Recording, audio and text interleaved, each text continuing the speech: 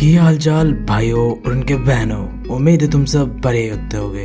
तो स्वागत है तुम लोगों का डार्क एमसीक्यू सीरीज के पहले एपिसोड में, जहाँ यार आज हम देखेंगे 200 एमसीक्यूज क्लास 10 हिस्ट्री चैप्टर 1 का।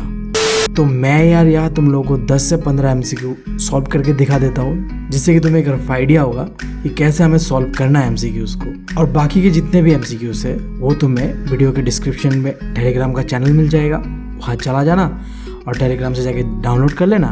बस उसके बाद OMR शीट लेना और सॉल्व करते रहना। तो यार करते हैं वीडियो को स्टार्ट। तो देखो ये रहा हमारा पहला सवाल। एक स्टेटमेंट दिया गया है और हमें बताना है कि ये सही है या गलत है। देख लेते हैं यार क्या है स्टेटमेंट। अब देखो, जब हम नेशनलिज्म इन यूरोप को पढ़ रहे थे तो यार उस समय में पूरे यूरोप के अंदर में ना दो चीज़ होता है। एक तो यूरोप का पॉपुलेशन बढ़ने लगता है और यूरोप के अंदर में फूड का शॉर्टेजेज होने लगता है, यानी कि खाने पीने का कमी होने लगता है। यार ऑब्वियस सा बात है, पॉपुलेशन बढ़ रहा था, खाने पीने का कमी हो रहा था, तो जो चीज़ बचे हुए थे ना उनका दाम भी बढ़ रहा था। तो जो स्टेटमेंट कहा गया है कि पॉपुलेशन बढ़ने की वजह से चीज़ों का दाम भी बढ़ रहा था, ये बिल्कुल ही सही है। अब ये रहा हमारा दूसरा क्वेश्चन, जहाँ पूछा गया है कि यूनाइटेड इटली का किंग कौन था। तो इसका जो सही आंसर है वो है विक्टर एमनेंट II। इसके अलावा तुम्हें पूछा ये भी जा सकता है कि यूनाइटेड जर्मनी का किंग कौन था। तो वो था केसर विलियम I। याद रखना ये चीज़। बाकी उसके अलावा काउंट केबोरी यार चीफ मिनिस्टर था, गुसिपी मजीनी यार सीक्रेट सोसाइटी बनाता है और गुसिपी गैरिबाल्डी यार इटली की यूनिफिकेशन में लड़ता है, बट किंग जो बनता है वो था विक्टर एमनेंट II। अब यहाँ एक स्टेटमेंट दिया है, तुम्हें बताना है कि ये सही है या गलत है। अब कहा गया यहाँ में जो रोमांटिक आर्टिस्ट थे उनका फोकस क्या साइंस और रीजन के ऊपर था क्या? तो नहीं। देखो सबसे पहले तो समझ लो कि ये कौन सा टॉपिक का बात कर रहा है। ये बात कर रहा है रोमांटिसिज्म का। तो रोमांटिसिज्म में जो रोमांटिस्ट आर्टिस्ट लोग थे उनका कहना ये था कि हम इग्नोर करेंगे साइंस और रीजन को, हम यार फोकस करेंगे कल्चर आर्ट को। समझ गए? तो ये स्टेटमेंट है गलत। देखो जब हम ये चैप्टर पढ़ रहे थे तब हमने दो फिगर्स देखा था। एक था मैरियाना, जो कि यहाँ हम पढ़ेंगे, और दूसरा था जर्मेनिया। ये यार रिप्रेजेंट कर रहा था अलग अलग कंट्रीज़ को, जैसे कि यार जर्मेनिया रिप्रेजेंट कर रहा था जर्मनी को और मैरियाना रिप्रेजेंट कर रहा था फ्रेंच को। तो क्वेश्चन यहाँ में पूछा गया है कि ये मैरियाना का जो इमेज है ये कहाँ कहाँ दिखाया गया था। तो पहला तो ये कॉइन में मिलता है, दूसरा यार स्टम्प पे मिलता है। समझ गए? इसके अलावा यार क्वेश्चन ऐसा भी पूछ सकता है कि मैरियाना जो क्या है। तो मैरियाना एक फीमेल फिगर है लिबर्टी का, और ये रिप्रेजेंट करता है लिबर्टी, इक्वालिटी, फ्रेटर्निटी, जो कि मेन आइडिया है फ्रेंच रेवोल्यूशन का। ठीक है, आगे बढ़ते हैं। अब देखो अगला क्वेश्चन, जहाँ तुम्हें पूछा गया है कि जब हमने ना बर्बन डायनेस्टी जो कि एक मोनार्की था उसे हटा के कॉन्स्टिट्यूशनल मोनार्की लाया था ना, तो उसका हेड कौन था? तो इस कॉन्स्टिट्यूशनल मोनार्की का हेड बनाया गया लुइस फिलिप्स को। याद रहेगा ये चीज़। डायरेक्ट कोट एंड कोट वाला चीज़ है, दिमाग में डाल लेना ये बात। अब यार तुम्हारे सामने assertion and reason based question आ गया है भाई। पेटी बांध लो और ध्यान दो इधर, कैसे मैं करना है बताता हूँ। तो असर्शन मतलब क्या था? क्वेश्चन। रीजन मतलब आंसर, बताया था मैंने, याद है ना तुम लोगों को? तो देखो कैसे करना है। पहले स्टेटमेंट को पढ़ेंगे, देखेंगे ये करेक्ट है या नहीं है। तो पहला स्टेटमेंट पढ़ो, बाल्कन एरिया जो है ऑटोमन एम्पायर के अंदर में था। सही बात है, फर्स्ट स्टेटमेंट जो है करेक्ट है। दूसरा पढ़ते हैं, जो आइडिया ऑफ नेशनलिज्म था इसने यार बाल्कन एरिया के अंदर में पीस लेके आ गया था, मतलब यार शांति लेके आ गया था। बकवास बात है यार। जो नेशनलिज्म का एक नेगेटिव इम्पैक्ट था वो बाल्कन एरिया में देखने मिला था हमें, जहाँ यार लोग अपना टेरिटरीज को बढ़ाने के लिए एक दूसरे से ही लड़ रहे थे। तो पीस का तो बात नहीं हो रहा था, उल्टा कॉन्फ्लिक्ट हो रहा था। तो इसका मतलब क्या है? असर्शन सही है और रीजन गलत है। दोनों ऑप्शन में ऐसा कहाँ लिखा हुआ है? अब देखो ऑप्शन नंबर 1 और 2 तो होगा ही नहीं, क्योंकि वहाँ में बोला हुआ है कि ANR मतलब असर्शन और रीजन जो है दोनों ही सही है, तो वो तो होगा नहीं। थर्ड पे देखो बोला है कि असर्शन सही है बट रीजन गलत है। यही है करेक्ट आंसर हमारा। तो कुछ इस तरीके से असर्शन और रीजन बेस्ड क्वेश्चन को करना बहुत ही आसान है भाई। बस लॉजिक लगाना है, हमें डरना नहीं है देख के। समझ गए ना? तो ये लो तुम्हारे सामने दूसरा असर्शन और रीजन बेस्ड क्वेश्चन भी हाजिर है। असर्शन में कहा गया है, देखो 1830s के समय पे यूरोप के अंदर में आता है द ग्रेट इकोनॉमिक हार्डशिप। सही बात है भाई ये। और इसी के कारण क्या होता है? पॉपुलेशन बढ़ रहा होता है, अनएम्प्लॉयमेंट बढ़ रहा होता है और चीज़ों का दाम भी बढ़ रहा होता है। और ये जो सिचुएशन को कहते हैं द ग्रेट इकोनॉमिक हार्डशिप, जो कि हुआ था 1830 के समय। ठीक है, एसर्शन सही है। अब रीजन को देखते हैं। अब रीजन में कहा गया कि नेशनल असेंबली जो था, कहा का यार फ्रेंच का, ऑब्वियस सा बात है, जितने भी मेल 21 ईयर्स से ज़्यादा है ना, उन्हें नेशनल असेंबली वोटिंग राइट देगा। सही बात है ये भी। बट देखो, क्या ये जो असर्शन है उसका ये सही रीजन है या नहीं है, सवाल अब ये उठता है। तो देखो, दोनों स्टेटमेंट करेक्ट तो है, बट कोई रिलेशन नहीं एक दूसरे के साथ। कहा यार असर्शन में इकोनॉमिक हार्डशिप का बात हो रहा है और रीजन पे यार बात हो रहा है वोटिंग राइट का, तो कोई हमें रिलेशन दिख नहीं रहा है यहाँ पे। ये क्वेश्चन बिल्कुल ऐसा ही है जैसा मेरा और मेरे क्रश का रिलेशन है, जहाँ में यार उम्मीद नहीं है कोई। तो इसका जो सही आंसर है वो होगा B, both statement are correct but R is not a correct explanation of A. अब फिर एक assertion and reason based question. Assertion को पढ़ते हैं पहले कि जो बाल्कन एरिया है उसे कौन कंट्रोल कर रहा था, ऑटोमन एम्पायर। बिल्कुल सही बात है। फिर क्या बोलते हैं, देखो रीजन पे, ये जो रोमांटिसिज्म का आइडिया है, इससे यार बाल्कन रीजन को ना अलग कर दिया ऑटोमन एम्पायर से। ऐसा कुछ है क्या? नहीं यार, देखो रोमांटिसिज्म से फायदा हुआ था पोलैंड को। बाल्कन एम्पायर का रोमांटिसिज्म से कोई नाता रिश्ता कुछ नहीं है भाई, फालतू में डाल दिया गया यहाँ में। इसका मतलब क्या है, असर्शन करेक्ट है, रीजन गलत है। तो ये कहाँ मिल रहा है हमें? ये मिल रहा है हमें ऑप्शन 3 में, जहाँ असर्शन को सही बताया गया है और रीजन को गलत बताया गया है। अब ये लो यार, तुम लोग के सामने दूसरा assertion and reason based question. हद है यार, मतलब पूरे के पूरे assertion and reason based question क्या बीवी तुम्हें करा दोगे क्या? मतलब हमारे लिए कुछ छोरे हो कि नहीं छोरे हो? तो भाई छोरे है, भाई छोरे है, ऐसा नहीं है छोरा हुआ है, शायद ये आखिरी है, देख लेते हैं। देखो 1815 में battle of Waterloo Napoleon Bonaparte हार जाता है और इसके बाद जो भी लोग नेपोलियन बोनापार्टे को सपोर्ट कर रहे थे उन्हें यार भगा भगा के मारा गया। तो देखो यहाँ कहा गया है जो समय था ना 1818 का, इस समय जो एक फियर ऑफ रिप्रेशन, मतलब यार जो डर का माहौल था, जिसके वजह से जितने भी लिबरल नेशनलिस्ट लोग थे वो अंडरग्राउंड हो गए। तो क्या ये सच है? नहीं, देखो ये पूरी तरीके से सच नहीं है। ठीक बात है, 1818 के समय में एक डर का माहौल था, जितने भी लोग नेपोलियन को सपोर्ट कर रहे थे उन्हें मारा जा रहा था पकड़ पकड़ के। बट वो लोग ना लिबरल नेशनलिस्ट नहीं थे, वो लोग थे रेवोल्यूशनरीज। देखो कहाँ मिस्टेक हुआ, देखा ना?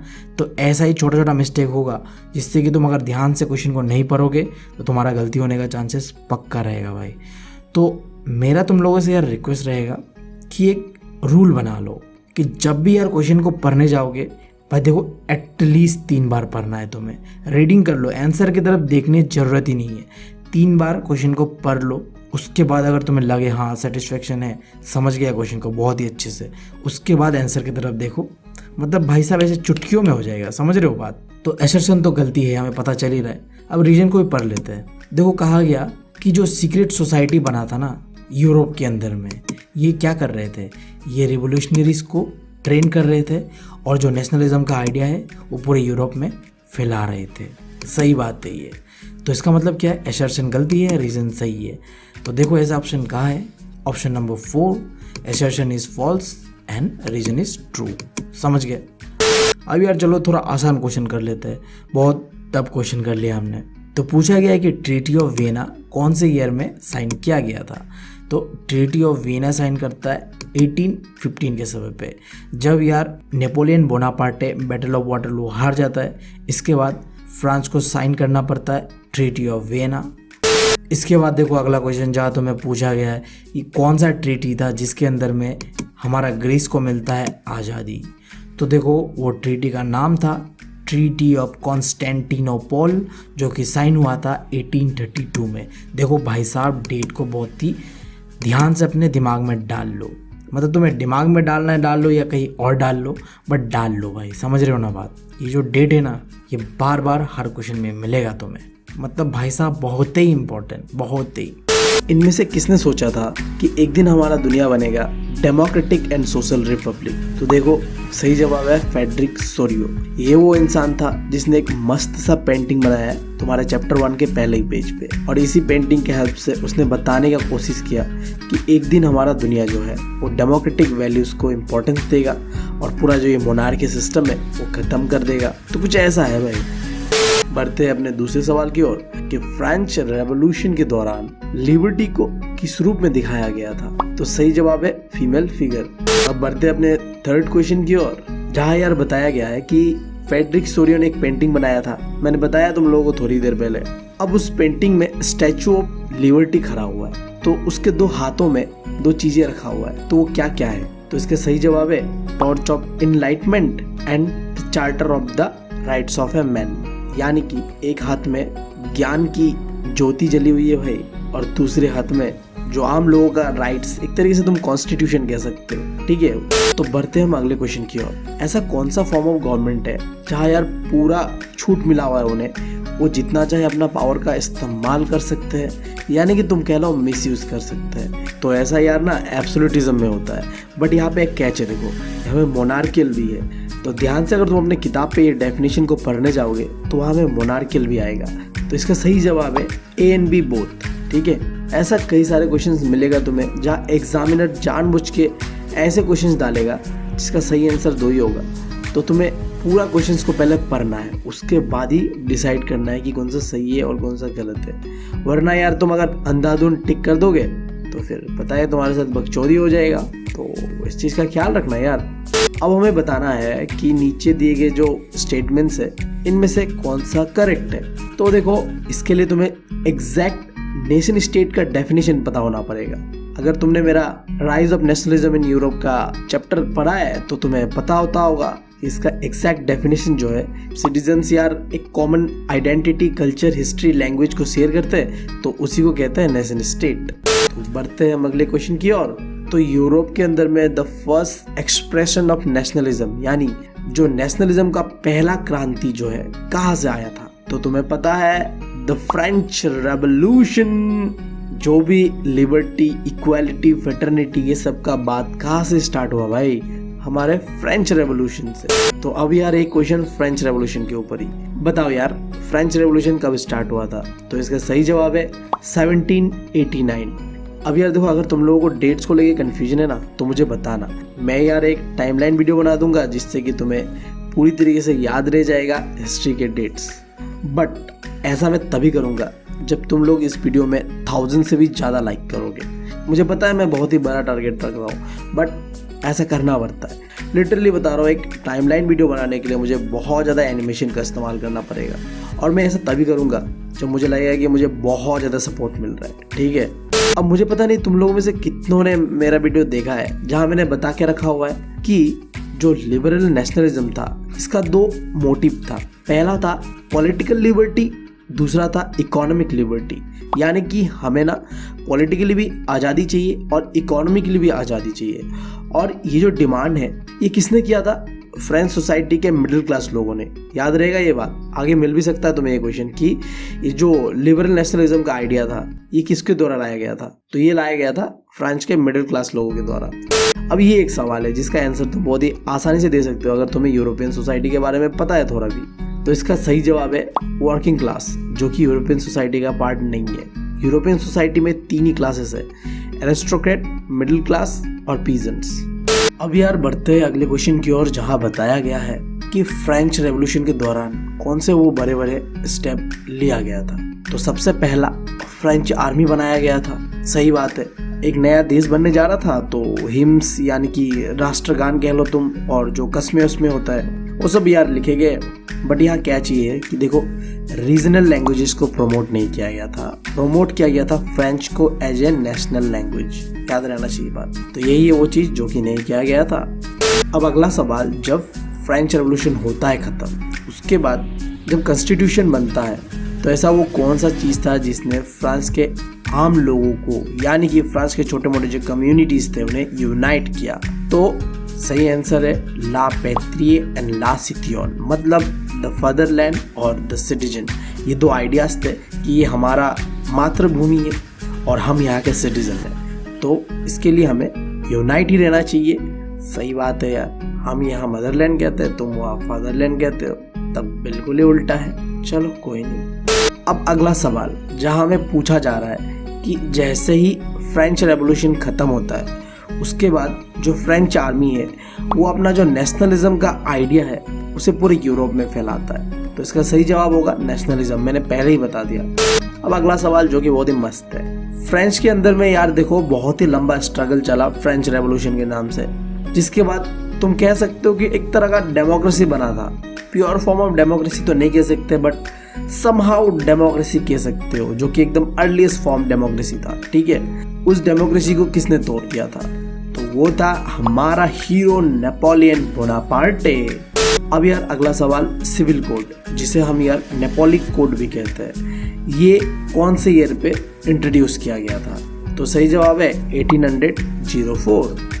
और देखो मैंने अभी अभी बताया है कि सिविल कोड ऑफ 1804 जो है इसे नेपोलिक कोड भी कहते हैं। अब बढ़ते हम अगले सवाल की ओर। तो हमने जो पढ़ा ये नेपोलिक कोड जो है इसके अंदर में क्या क्या बातें लिखा हुआ था।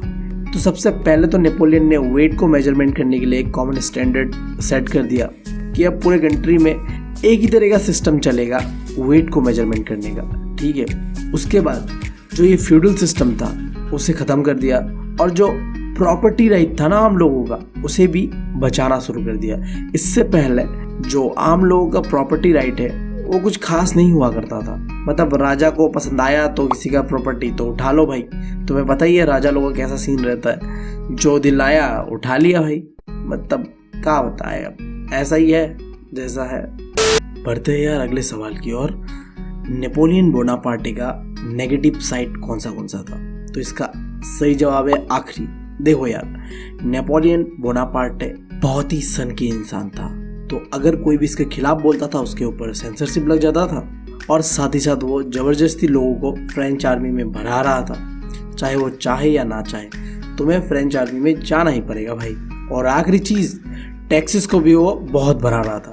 ऐसा वो इसलिए कर रहा था क्योंकि लगातार फ्रेंच नेपोलियन बोनापार्टे के समय पे जंग पे कूदा हुआ था। क्या बताए यार, लगभग आधा यूरोप को तो नेपोलियन बोनापार्टे जीत ही चुका था। अगर यार Napoleon Bonaparte battle of Waterloo नहीं हारा होता तो पूरा यूरोप को ही वो कब्जा चुका होता, बट सैडली यार ऐसा नहीं हुआ और Napoleon Bonaparte battle of Waterloo हार गया। बहुत दुख है हमें इस चीज़ का भाई। यार देखो, दुख तो मैं ऐसा मना रहा हूँ जैसे कि यार नेपोलियन बोनापार्टे तो मेरा फूफा था, क्या करे भाई। अब यार देखो, नेपोलियन कौन सा बैटल हारा था? तो बैटल ऑफ वाटरलू हारा था 1815 को। अब अगला सवाल, जैसे ही Napoleon Bonaparte battle of Waterloo हारता है उसके बाद जितने भी यूरोपियन कंट्रीज थे वो फ्रेंच के पास आता है और बोलता है देखो तुमने यार बहुत बकचोदी कर ली, अब तुम्हें यार हमारे साथ एक एग्रीमेंट करना पड़ेगा। इस एग्रीमेंट का नाम रखेंगे हम ट्रीटी ऑफ वियना, जो कि साइन किया गया था 1815 को। अब इसका मेन ऑब्जेक्टिव क्या क्या था? तो देखो, सबसे पहला ऑब्जेक्टिव बर्बन डायनेस्टी को वापस लेके आना, सही बात है, और जितने भी एरियाज नेपोलियन ने कब्जाए थे ना उन सबको वापस करना था हमें, और साथ ही साथ एक जो डेमोक्रेटिक कंजर्वेटिव रेजीम जो है उसे भी वापस लाना था, जो कि बस कहने का डेमोक्रेसी था भाई, कुछ डेमोक्रेसी नहीं था भाई। क्या कर सकते हैं भाई, हमारा मसीहा था नहीं, तो सही आंसर था ऑल ऑफ द अबव। ठीक है, अब अगला सवाल, दो secret societies young Italy and the young Europe किसने बनाया था? तो ये बनाया था गिसेप्पे मज़ीनी।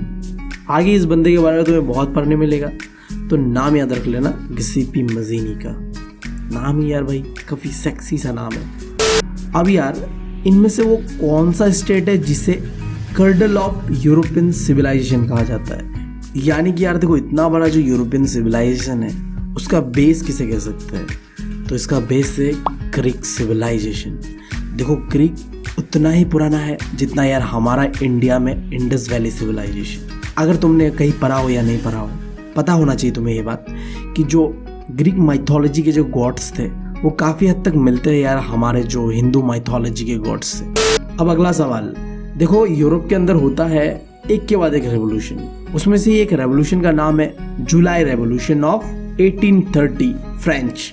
अब ये जो जुलाई रेवोल्यूशन हुआ था फ्रेंच के अंदर में, इसका आउटकम क्या था? तो सबसे पहला चीज़ तो बर्बन डायनेस्टी को फेंक दिया गया और इसके साथ साथ कॉन्स्टिट्यूशनल मोनार्की को एस्टेब्लिश किया गया। तो इसका सही आंसर है आखिरी वाला।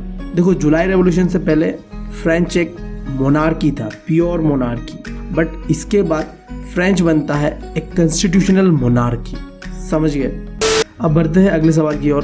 देखो एक रेवोल्यूशन होता है, रेवोल्यूशन ऑफ ब्रसल्स के नाम से, जिसके अंदर में बेल्जियम ना सेपरेट हो जाता है यूनाइटेड किंगडम ऑफ नीदरलैंड से।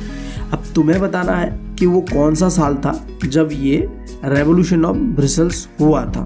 तो इसका सही जवाब है 4 अक्टूबर 1830। ठीक है, अगला सवाल जहां तुम्हें बताना है कि ग्रीक वॉर ऑफ इंडिपेंडेंस के बाद जो कि चला था ऑटोमन एम्पायर और ग्रीस के बीच, तुम्हें बताना है कि वो कौन सा ट्रीटी साइन किया गया था जिसके बाद हमारा ग्रीस को मिलता है इंडिपेंडेंट यानी कि आज़ादी। तो ये है ट्रीटी ऑफ कॉन्स्टेंटिनोपल। नाम बोलने में कितना सेक्सी सा लग रहा है एकदम, क्या बताएं। अब देखो ये जो कॉन्स्टेंटिनोपल है ना, ये कहाँ में है ये जगह, तो ये है आज का मॉडर्न डे टर्की पे, जिसे हम एक समय में कहते थे ऑटोमन एम्पायर। तो इसी से एक सवाल बनता है कि ट्रीटी ऑफ कॉन्स्टेंटिनोपल कब साइन किया गया था। तो ये साइन किया गया था 1832 के दौरान। अगला सवाल, रोमांटिसिज्म क्या है। तो रोमांटिसिज्म एक कल्चरल मूवमेंट है। ये तो कोई बच्चा भी बता देगा यार। जब मैंने पहली बार ना ये रोमांटिसिज्म पढ़ा था ना, तो मेरे दिमाग में ना वो वाला बात चल रहा था। तुम समझ रहे हो ना मैं क्या कहना चाह रहा हूँ। हाँ, वही वाला बात।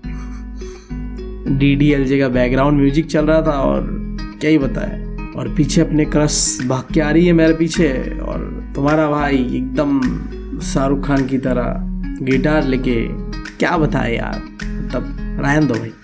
अब रोमांटिसिज्म से ही एक अगला सवाल, अब तुम लोग यार बताओ मुझे कि मेन आइडिया क्या था ये जो कल्चरल मूवमेंट है रोमांटिसिज्म का। तो देखो इस कल्चरल मूवमेंट के अंदर में पूरी तरीके से रिजेक्ट कर दिया गया जो नेशनलिज्म का आइडिया है बाय साइंस एंड रीजन। इसके अंदर में एक नए तरीके का नेशनलिज्म मूवमेंट को दिखाया गया जो कि प्योरली बेस्ड था कल्चर, ट्रेडिशन और म्यूजिक के ऊपर। और इसका जो एक बेस्ट एग्जांपल है वो हमें पोलैंड में देखने मिलता है, जहाँ यार पोलैंड के आम लोग एक दूसरे से कनेक्टेड थे bye their language, bye their music, bye there traditional values. जबकि वो पूरे बटे हुए थे अलग अलग किंगडम्स के बीच, फिर भी क्योंकि उनका लैंग्वेज, उनका डांस, उनका कल्चर, उनका म्यूजिक, उनका आर्ट, ये सारी चीज़ें उन्हें जोड़ के रखा हुआ था। और जिसका नतीजा ये होता है कि आज के समय हम जो कंट्री देख पाते हैं पोलैंड, वो पूरी तरीके से एक रिजल्ट है रोमांटिसिज्म का। अब अगला सवाल, ये जो रिवॉल्ट ऑफ 1848 होता है ना पेरिस के अंदर में, इसका आउटकम क्या होता है। तो देखो इसका पहला आउटकम ये है, मैंने थोड़ी देर पहले बताया था कि फ्रेंच यार बन जाता है कॉन्स्टिट्यूशनल मोनार्की। अब उस कॉन्स्टिट्यूशनल मोनार्की को भी हटा दिया जाता है और फ्रेंच पूरी तरीके से बन जाता रिपब्लिक। अब यार कोई राजा सिस्टम होगा ही नहीं, पूरी तरीके से जो मोनार्की वाला सिस्टम है उसे फेंक दिया जाता है, चाहे वो कॉन्स्टिट्यूशनल मोनार्की हो या एब्सोल्यूट मोनार्की हो। और अब जो भी मैन, मैं फिर से कह रहा हूँ मैन 21 ईयर्स से ज़्यादा है ना, उन्हें वोटिंग राइट मिलेगा। औरतों को अभी तक नहीं मिला है भाई। देखो फ्रेंच सोसाइटी के अंदर में कहीं भी अगर ऑप्शन आ जाए ना औरतों को राइट्स मिला है, तो ये भाई एकदम झूठी बात है। यूरोपियन सोसाइटी के अंदर में आज के समय तो बहुत मतलब फ्रीडम है औरतों के साथ, बट एक समय ऐसा था जब उनके साथ भयंकर डिस्क्रिमिनेशन होता था। अब हमारा अगला सवाल, who was the architect of United Germany. तो इसका सही जवाब है ऑटोमन बिस्मार्क। याद रख लेना ये बात, जो पूरा जर्मन यूनिफिकेशन होता है उसमें जो सबसे बड़ा और इम्पोर्टेंट रोल होता है वो होता है ऑटोमन बिस्मार्क का। तो अगला सवाल जहाँ तुम्हें बताना है कि इनमें से कौन सा स्टेटमेंट गलत है जर्मन यूनिफिकेशन को लेके। तो पहला स्टेटमेंट कहता है कि ऑटोमन बिस्मार्क जो होता है वो आर्किटेक्ट है जर्मनी का, सही बात है। दूसरा स्टेटमेंट में कहा गया कि जो पर्शियन आर्मी है वो 3 वॉर लड़ता है लगातार 7 साल तक ऑस्ट्रिया, डेनमार्क और फ्रांस के साथ, जो कि सही बात है। और आखिरी स्टेटमेंट में कहा गया विक्टर एमनेंट 2 को एम्परर ऑफ जर्मनी बना दिया जाता है, जो कि गलत है भाई। इसका जो सही आंसर होना चाहिए था केसर विलियम 1, बट यहाँ लिखा हुआ है विक्टर एमनेंट 2, जो कि गलत है। विक्टर एमनेंट 2 जो होता है ये होता है राजा इटली का, इटली यूनिफिकेशन के बाद। अब अगला सवाल जहाँ तुम्हें बताना है कि इनमें से कौन सा स्टेटमेंट इनकरेक्ट है अबाउट यूनिफिकेशन ऑफ इटली। तो देखो पहला स्टेटमेंट में कहा गया कि इटली जो है वो डिवाइडेड था 7 स्टेट्स में, जो कि सही बात है यार। 19th सेंचुरी के आसपास इटली जो है 7 स्टेट्स में डिवाइडेड था। दूसरा स्टेटमेंट में कहा गया 2 स्टेट्स को रूल करता था इटालियन प्रिंस, जो कि गलत जवाब है। सही जवाब है एक स्टेट था जिसे इटालियन प्रिंस कंट्रोल करता था। और बाकी यार 2 ऑप्शंस को भी देख लेते हैं, जहाँ बताया गया कि गिसिपी मजीनी जो है बनाता है secret society call young Italy, सही बात है। और आखिरी यार जो चीफ मिनिस्टर कैबोर होता है वो आर्किटेक्ट ऑफ यूनाइटेड इटली होता है, सही बात है। चीफ मिनिस्टर कैबोर ही वो आदमी था जिसने पूरा इटली को यूनाइट किया। अब अगला सवाल कि इटली के यूनिफिकेशन के बाद राजा किसे बनाया गया, तो सही जवाब है विक्टर एमनेंटू को। तो अब तुम्हें बताना है कि वो कौन सा इटालियन प्रिंसली हाउस था जो कि इटली यूनिफिकेशन से पहले रूल कर रहा था सिर्फ एक ही स्टेट में, तो वो था सर्डिनिया पिडमोंट। देखो यहाँ में मैंने एक ऑप्शन डाला हुआ है लैनिस्टर हाउस, जो कि एग्जाम्पल है गेम ऑफ थ्रोन का। तुम में से कितनों ने यार गेम ऑफ थ्रोन नहीं देखा है वो बताओ, मतलब भाई तुमने जिंदगी में सबसे बेस्ट चीज मिस करा हुआ। अब तुम्हें बताना है अगला सवाल में कि इनमें से कौन सा वो एथनिक ग्रुप था ब्रिटेन का। तो देखो इंग्लिश, आयरिश, वेल्स ये सारी ही एथनिक ग्रुप है ब्रिटेन का, बट ये जो डेनिश है ये डेनमार्क का है जो कि एक अलग कंट्री है, ठीक है। अब तुम्हें बताना है कि इनमें से कौन सा स्टेटमेंट करेक्ट है अबाउट एक्ट ऑफ यूनियन 1707। अब मैं थोड़ा सा यहाँ डीपली एक्सप्लेन करूंगा इस चीज को। अब देखो तुमको पता ही है इंग्लैंड का आदत क्या है, कभी भी यार अपने आप से संतुष्ट नहीं होता है, उसे यार अपने आसपास का जो भी एरिया है सब चाहिए होता है। तो उसका एक एग्जाम्पल है ये एक्ट ऑफ यूनियन 1707, जिसके अंदर में स्कॉटलैंड को मर्ज कर दिया जाता है इंग्लैंड के साथ और बनता है यूनाइटेड किंगडम। अब और एक सवाल जो कि तुम लोग से पूछा जा सकता है कि ये ग्रेट ब्रिटेन क्या है। अब देखो यूनाइटेड किंगडम यानी कि स्कॉटलैंड और इंग्लैंड के साथ जब आयरलैंड को भी हम मर्ज कर देते हैं ना, तब बनता है द ग्रेट ब्रिटेन।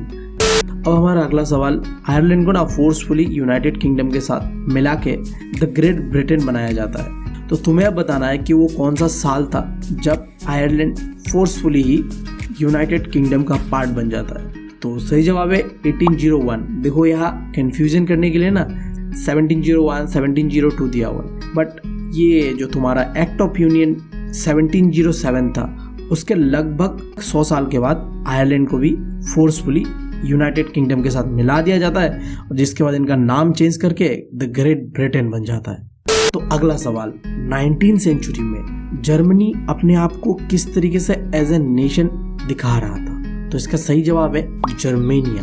और देखो नीचे में और एक ऑप्शन है मैरियान, ये जो है रिलेटेड है फ्रांस का। फ्रांस को रिप्रेजेंट कर रहा था मैरियान और जर्मनी को रिप्रेजेंट कर रहा था जर्मेनिया। दोनों ही फीमेल फिगर से, याद रखना, तो कंफ्यूज मत हो जाना फीमेल फिगर को देख के। 19th सेंचुरी के बाद जितने भी कंट्रीज थे ना यूरोप के अंदर में, वो अपने आप को पोर्ट्रेट कर रहे थे as a female figure, but specifically Germany का पूछा गया है यहाँ में, तो हम बताएंगे जर्मेनिया। अगर इन जनरल पूछा जाता तो हम फीमेल फिगर को टिक करते, बट यहाँ स्पेसिफिकली जर्मनी का पूछा गया है तो जर्मेनिया करेंगे, और अगर फ्रांस का पूछा जाता तो हम मैरियान को टिक करते। अब यार अगला सवाल, अब देखो यूरोप के अंदर में बाल्कन रीजन को 19th सेंचुरी के आसपास कौन कंट्रोल कर रहा था। तो इसका सही जवाब है ऑटोमन एम्पायर। तो इसी से एक अगला सवाल भी बनता है कि जो बाल्कन रीजन है इसके अंदर में कई सारे कंट्रीज थे, जैसे कि यार रोमानिया, बल्गेरिया, क्रोएशिया, बट देखो साइबेरिया जो है ये सही जवाब नहीं है। साइबेरिया कहाँ मिलता है पता है? रशिया में। रशिया का एक छोटा सा जगह जिसका नाम है साइबेरिया। अगर तुम लोग के पास समय है तो बाल्कन रीजन में कौन सा कंट्रीज का नाम है उसे याद कर लेना। ऐसा क्वेश्चन आएगा और वो तुम्हें कंफ्यूज करके जाएगा। तो अगर तुम्हें कंफ्यूज नहीं होना है तो उन जगह का नाम को एकदम पेन पेपर लेके अच्छे से याद कर लेना ताकि तुम कंफ्यूज ना हो।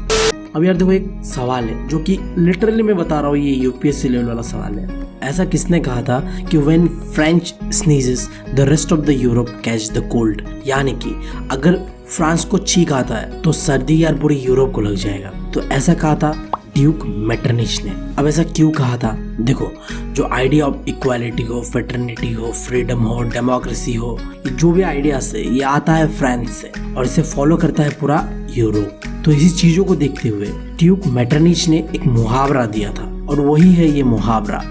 अब अगला सवाल, अगर तुम्हें पूछ देना कोई कि ट्रीटी ऑफ वियना का मेन ऑब्जेक्टिव क्या था, तो मेन ऑब्जेक्टिव ये था कि मोनार्की को रिस्टोर करना है, क्योंकि ट्रीटी ऑफ वियना साइन करने से पहले नेपोलियन बोनापार्ट ने मोनार्की को हटा के अपना एक डिक्टेटरशिप शुरू कर दिया था।